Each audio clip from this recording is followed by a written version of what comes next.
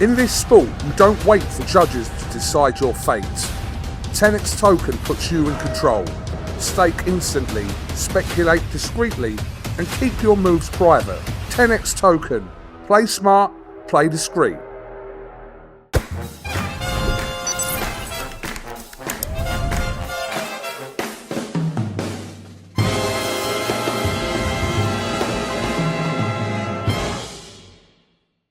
This is Joe Pugh for IFLTV. Gareth, it's Monday morning. How are you, sir? I'm good. It's just the first time ever we've had 9 takes to get it going at the start because you were sending me up with hilarious skits. You and young Coogan, you're in the cahoots together this morning, and then you ask me first question you asked me is who's the most annoying person in boxing, and it's like I can't find anyone who's annoying. I don't. I'll come back to it another time or later on in the day. But I'm good. It's great to be at the start.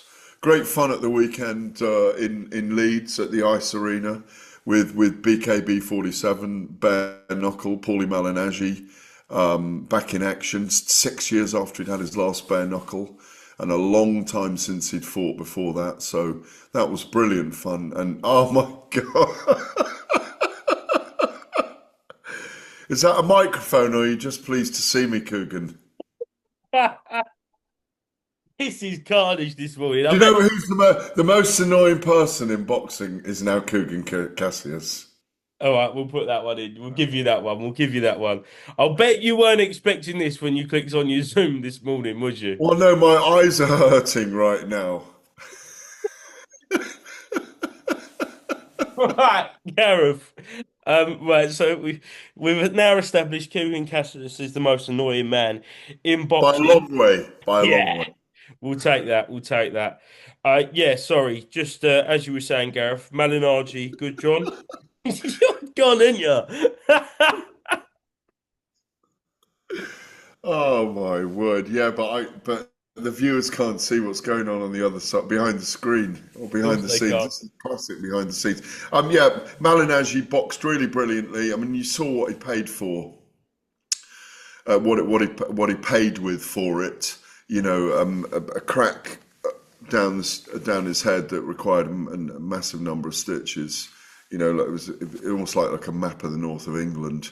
Cuts on his eyes, broken hands. But he was brilliant against Tyler Goodjohn. Won 3 rounds to 2. Probably took the first 3, tired a little bit, stayed on his feet as well brilliantly in the last 2 rounds. If he'd gone down, it would have been a draw. He'd have lost. No, it was a great week, and it's brilliant that it did massive numbers. Carl Froch was there, spoke to him. Tasha Jonas. Josh Warrington was there, Isaac Chamberlain, Spencer Fearon made an appearance, gave us the history of bare knuckle boxing. It was brilliant to be there and be involved in it and with it once again.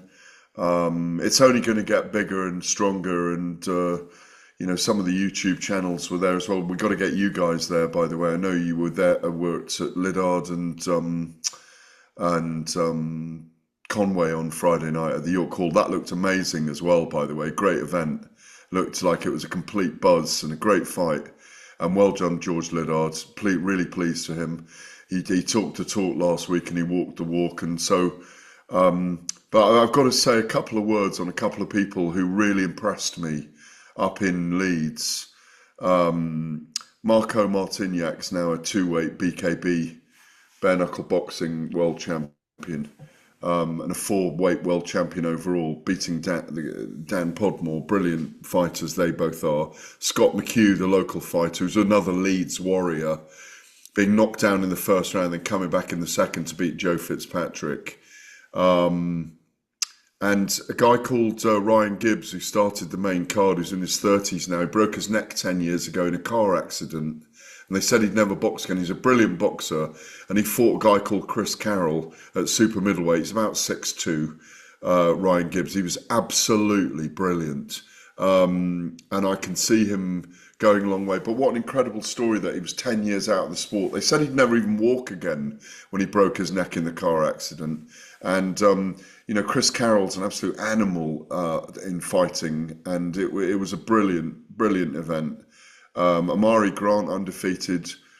The praying mantis, he called himself. We had a women's fight. It was brilliant. It was a brilliant night, and I'm glad I was able to catch. It's great that all these events are streamed now as well, because it just means you catch up with them all. TalkSport did brilliant numbers. They showed it on the boxing YouTube channel. 162,000 views this morning.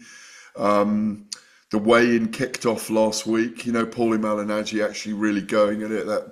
That did 350k views. There are a lot of views all around the place, and a lot of interest. And anyone saying that boxing or fight sports is broken over here in the UK is, got the wrong megaphone out. And I see Eddie Hearn and Dana White are going back and forth a lot at the moment. It looks like a series of 8 acts. It looks like an 8-act play where one guy has his, it's almost scripted. Looks like it's scripted. No, I think it's really reassuring to be involved in really healthy, growing combat sports, and BKB and bare knuckle is certainly one of them. And you finish your weekend. I slept a day away yesterday because we were very late ending, and wake up Monday morning, have a coffee, a little bit of water, and get in some interviews, because we've got a massive fight week coming up, and it really is a massive fight week, because there's so many ramifications for what could come out of this event on Saturday night at the O2 Arena between Joseph Parker and Fabio Wardley, which I'm sure you want to talk about mainly today. Yeah, we will get to that, Gareth, but you kind of skipped over a few things I wanted to ask you about. First, Bill, being you see Carl Froch there on Saturday, he put out a video this weekend with Rob McCracken where he was calling out Joe Calzaghe. I know there's been a lot of talk of Darren Till and Carl Froch, but is there any legs in a Carl Froch and Calzaghe fight that we never got to see when they were both in their primes? Yes and no. Yes, because as soon as you think about those two legends getting together, what was Joe, 46-0 in his career, wasn't he? But and I was very lucky. You were too young, but I was very lucky to be very close to Joe, like I was similarly to Ricky Hatton. They were the same era, and rest in peace, Ricky.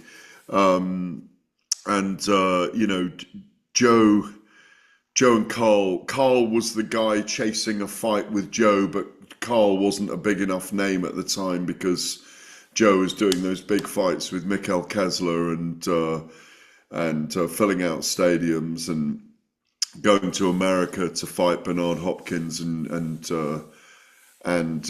Roy Jones Jr. to finish off his career and bookend the end of the era, if you like, which he did so amazingly. Arguably our number one fighter since the war, Joe Calzaghe. And so Carl's resonance and kind of authority in terms of what he achieved and his presence still because of Froch on Fighting has grown bigger. So yes to your question, but probably practically speaking, no. Who's going to promote it? How are they going to promote it? What would the numbers be? They both want probably minimum a couple of million to do it. Do they do it in Wales? I'm sure it could generate enough numbers. I'm not sure. I'm pretty sure of that. They probably have to do it at cruiserweight, something like that. Joe's a big fella, so is Carl. No, I quite like the idea of it. But this is something that could have been mooted. Carl's been away 11 years now. How many years has Joe been away? 2009, 16 years away, and he hasn't stepped in and done anything. So, kind of, a dance of the dinosaurs could do some money. You never know, really. What would you rather see, that or Till Froch? Well, I think Carl and. I'm thinking about Carl now. He's not going to have truly an exhibition. He's going to try and knock someone's block off, isn't he? So What would I rather see? I think Till's got more chance of beating Froch up than Joe has. I mean, I think the trouble is in my mind, it's not very realistic that Joe and Carl box, and if they did, it would be a little bit more like Roy Jones and Mike Tyson in lockdown, where they actually kind of do the old pals act, and they just literally have a little dance. Um, probably Till and Froch. I'm not sure I want to see Joe get back in the ring after 16 years away against Froch. He'll be trying to prove something. He's got an ego, hasn't he, Carl? He's got a big ego. He used to have a big nose, which got operated on, and now it's a beautiful nose. A beautiful looking human being. He won't forgive me for saying that, but Carl's got a big ego on him. And there's someone's behind you's got a big ego on him as well. No, it's got a bigger fucking ego than you, mate. But You can't even disagree with that, can you? which side? No, I'm not. I don't mind you, sir. I'm humble though, Coogan. Do you Unlike think you. you've got the biggest ego in boxing media? That's a great question, actually. Well, at least we've come up with the question of the week now. Finally, with Coogan walking back and forth, no underpants on, trying to put me off the whole time. You're disgusting. You are disgusting, Gareth. Not as disgusting as you, Mr. Cassius. No, we've all got egos. You've got to have an ego in this game, but you've got to have humility as well. And listen, I'm teasing Carl about the ego, but I'm not teasing Coogan about the ego because he's got the biggest ego in boxing and no humility. He'll be back. You absolutely. Joe's supposed to be. Serious question. Then who? It's not me. Who has got the biggest ego in boxing? Because this could be another question. It's not you at all. Who is it then? Eddie Hearn? Don't lead me in. Don't lead me in. Don't let me think. Let me think. You've already said it anyway. You said Eddie Hearn's arrogant the other day. That's why he fits well with Ben Whittaker. That's what you said. What on our channel? On your channel? Yeah. On our interview? Our channel. Well, listen. I feel a part of it. You know, when we are on our interview, I meant. Who's got the biggest ego in boxing? Who's got the biggest ego?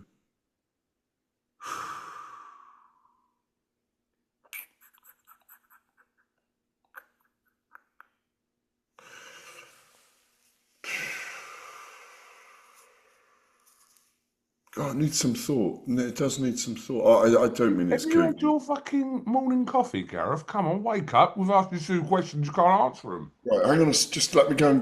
Can we pause this while I get another coffee? Go on. Go and get another coffee. Right, you got your coffee. You're bringing the smoke. Who is the most annoying person in boxing apart from Coogan? It might be Simon Jordan. There's a lot of people don't like Simon Jordan because he has very controversial casual views. So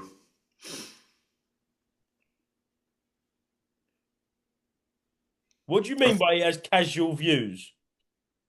well, he takes the casual views on things, and he's incredibly knowledgeable, even though he's very much on the outside of the sport. He's going to love that. Right, moving on. But biggest ego in boxing, I think Carl Froch has got to be up there on the list. I'm not saying it's a negative thing, this ego either. It's just something that.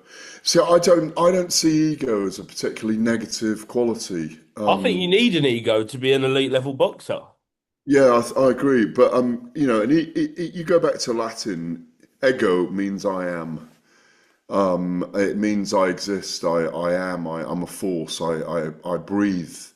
So if you go back to the origins of the word, a lot of people use ego as a very negative quality, but I don't see the meaning of it as such a negative thing. And I do think we all need an ego, a strong ego, to be involved as well. Again, I mentioned Simon Jordan about being, quite unpopular in the sport. Strong ego. Sam Jones, very strong ego.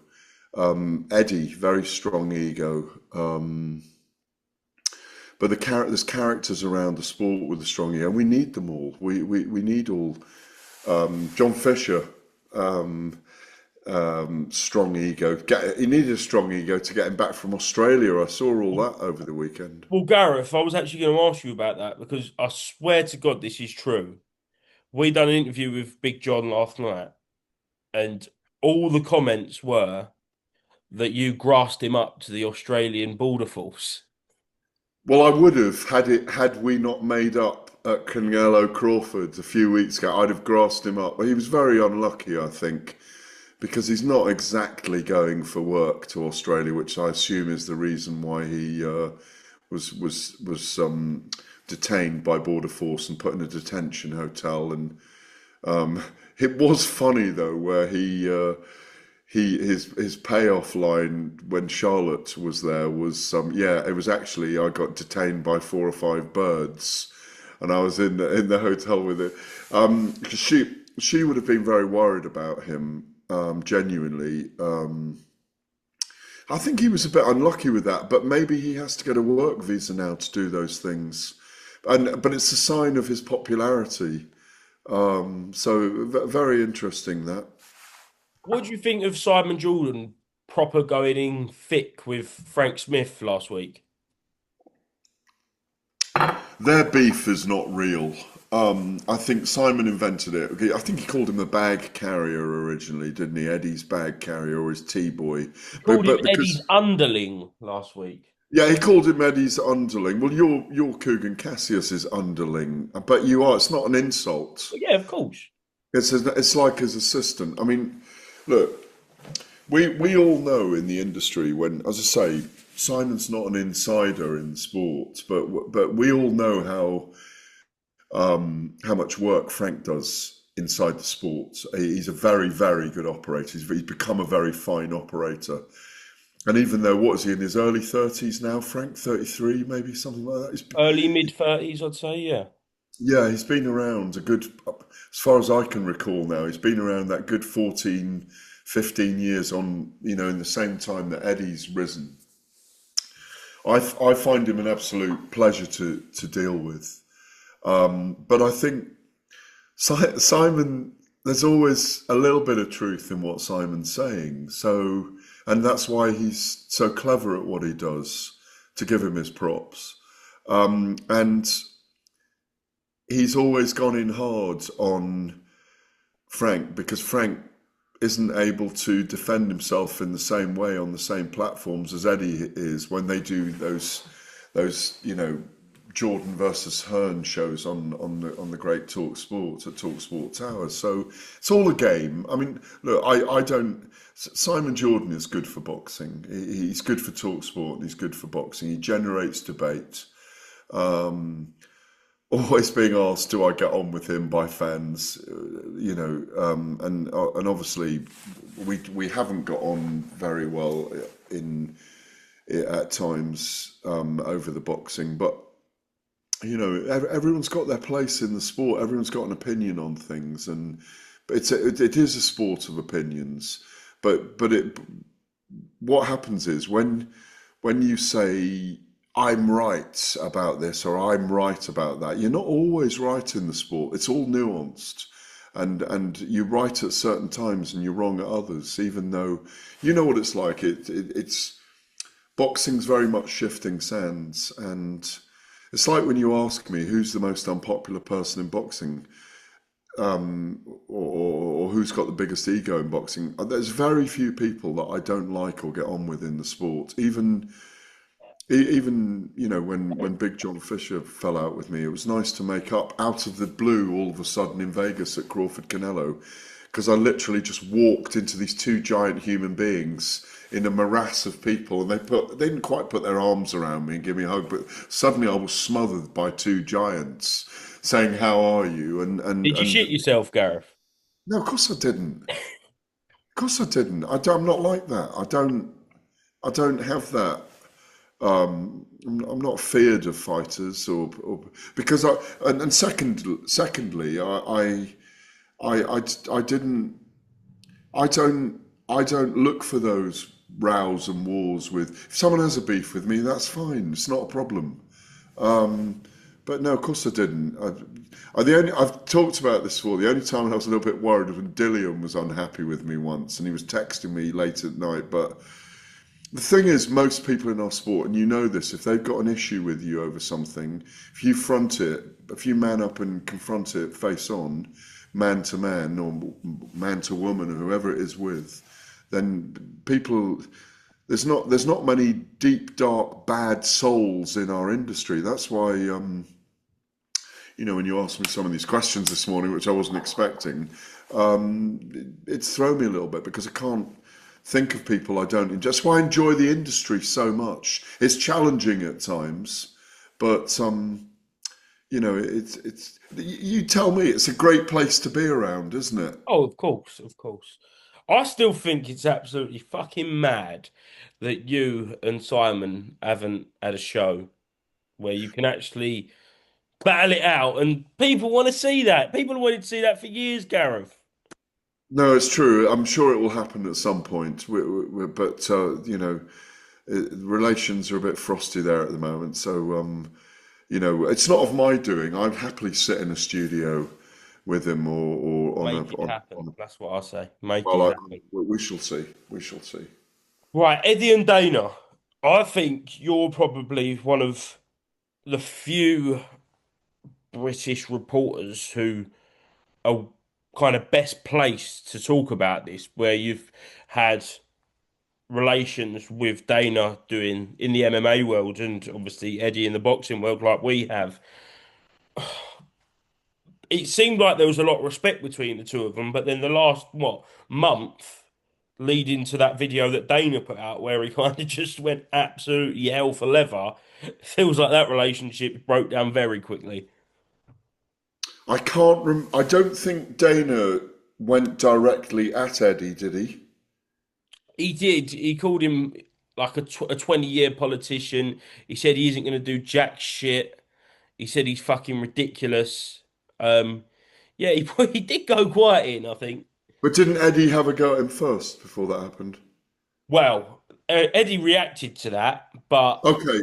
Well, I think I may have seen that first video, but oh yeah, I did see it now. I do. It's coming back to me that what's Eddie done in 20 years? He should have woken up and all of this kind of stuff. Yeah, I do remember it now. So, but I thought that was in response to something Eddie had said over the Zuffa yeah, belt, because I think Eddie struck the first blow. That's if you were to ask me, do I understand the two guys? Well, obviously I know Dana fairly well anyway. I knew him very well at one point when I was around him a lot at one point. I saw him recently, of course, at Canelo Crawford, and caught up with him. I think he's a brilliant operator. I think in what he's done in the boxing world, he's going to have to catch up with Eddie slightly. Not that he doesn't know his boxing, but I think Eddie is. I get where Eddie's coming from. That he's ahead of Dana in terms of what he's got established. Of course, he has. But I wouldn't write things off with Dana because I think Dana's got both the money, the aptitude, and the acuity and the knowledge, and he's got Turkey Al Sheikh. Up his sleeve, if you like, or on his shoulder, or behind him, or beside him, however you want to put it. And what they've got the ability to do is suddenly to put their hands into a massive treasure trove of dollars, or even pounds, or even like they could get anyone they want in the world on a card, I believe. If they went out on a limb, even though some people might not agree with me on this, they could probably put the Usyk Fury fight on if they absolutely dug into their own pocket. If they wanted to be spiteful, they've got the resources to do that. Yes, they might still keep Frank Warren on board. Yes, they might because of Tyson, and they've got the ability to put on any fights. So I think caution slightly to Eddie. What I don't disagree with what Eddie's saying is if they're going to do it the way they've said from the bottom up, rather than the top down, which is how boxing is operated. That's what they're talking about. They're talking about doing boxing from the bottom or middle up rather than the top down, which is how it's become very big recently, with very, very big fights which have worked. So I feel like I'm blathering on here. It's an interesting row. They're both great figures. They both realised, Dana White realised that, like Don King was, and like Bob Arum's become, and like Eddie Hearn is with his company, maybe Frank is now with Queensberry, the promoters are as famous as any of their boxers. And Dana White's famous for a reason. He's a brilliant operator. I'm enjoying the head-to-head between them. But I also feel that Eddie needs to be a little bit cautious because they're coming up in his wake and looking to see what they can kind of instigate, infiltrate, create in the boxing world that boxing isn't doing particularly well at the moment. Where I don't agree is where they should be, master and manager. I don't agree with the changing of the Muhammad Ali Act, and obviously that's gone through, and there's things there where there's been lobbying in the Senate to get that done. I don't think you should be able to manage and promote the boxer and take 50% as promoter or whatever, and then another 30% of the earnings as manager as well. I think it doesn't serve the fighter really well. And as we know, with the law action suits, with the legal case against the UFC that's already paid out, I think it's 375 million in that case, and there's another case to complete. That there's a very, very large group of fighters, UFC contracted fighters, who were very unhappy with the way they were dealt with. So Eddie's got some things he can arm himself with without going on like this too much, and Dana's got a lot of things he's capable of doing. It's going to be an interesting arm wrestle for the next couple of years anyway. Right, we ain't got much time left, so let's go into Parker Wardley. Bit of an open-ended question. Break it down and prediction for Saturday's heavyweight buster. Well, like many other people, again, I've talked about insiders in the sport today. I mean, like many people, I'm going for Joseph Parker rather than instinctively on Fabio Wardley, which some people are going on. You never know with heavyweight boxing. You never know with boxing, but it's if you look at their fundamentals, you're not likely to see Wardley outbox Parker. But again, if he gets caught by a heavy shot from Fabio early on, he could either be knocked out or he could get drawn into a war. Or he gets knocked down by Fabio, could get drawn into a war because he has to, or he gets cut. Fabio has a habit of making very interesting fights. I mean, if you go back, I've said this before, but it's worth saying again. Justice Hooney outboxed him for 9 out of the 10 rounds.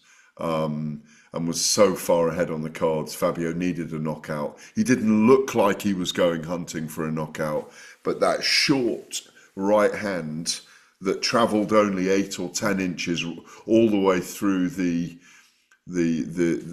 head of Justice Hooney ended the night for him, and he's got that equalising, ending power as a heavyweight. We saw it against David Adelaide. We saw it against Fraser Clarke. Out in Riyadh, Saudi Arabia, a knockout you don't want to remember. We saw how he can go like doggedly, determinedly, resilience for 12 rounds against Fraser Clarke in that first contender for Fight of the Year. Was that last April, was it? Sometime then, if my memory serves me right? Last Easter, yeah. Last Easter, yeah. So you can't write Fabio off in this, and what a storyline it will be if he does get the victory. But I'm going for Joseph Parker to outbox him. But I could see Wardley getting a late stoppage if he's still in there. But I could see Joe ahead, 5 rounds to 2 after 7, 6 rounds to 1 in the way he boxes. He's got a great guard.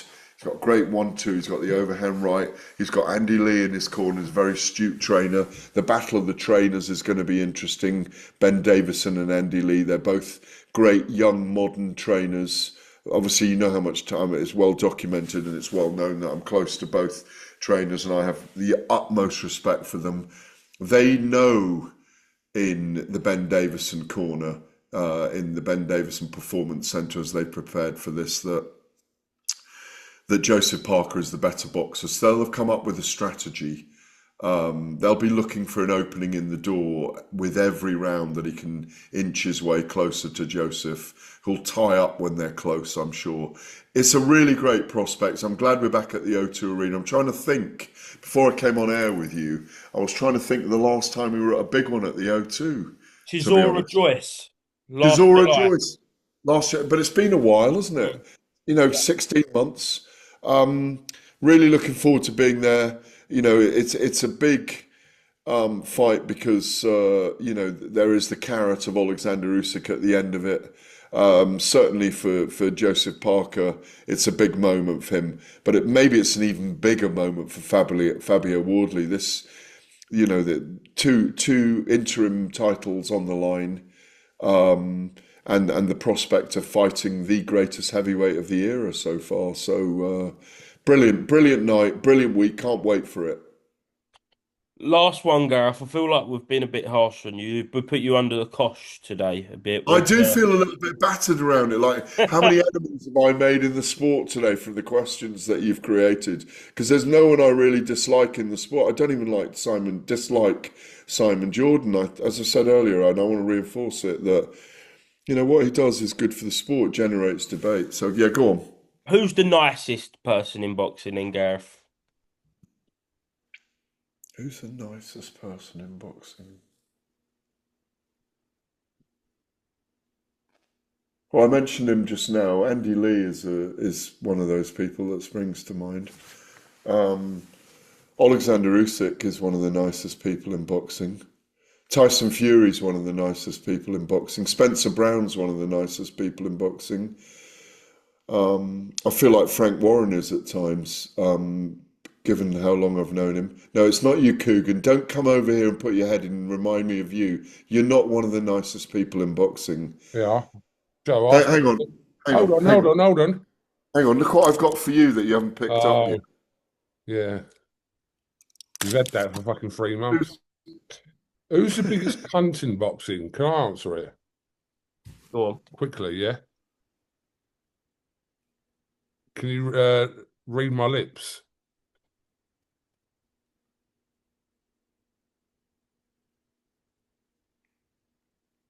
Do you read that? No.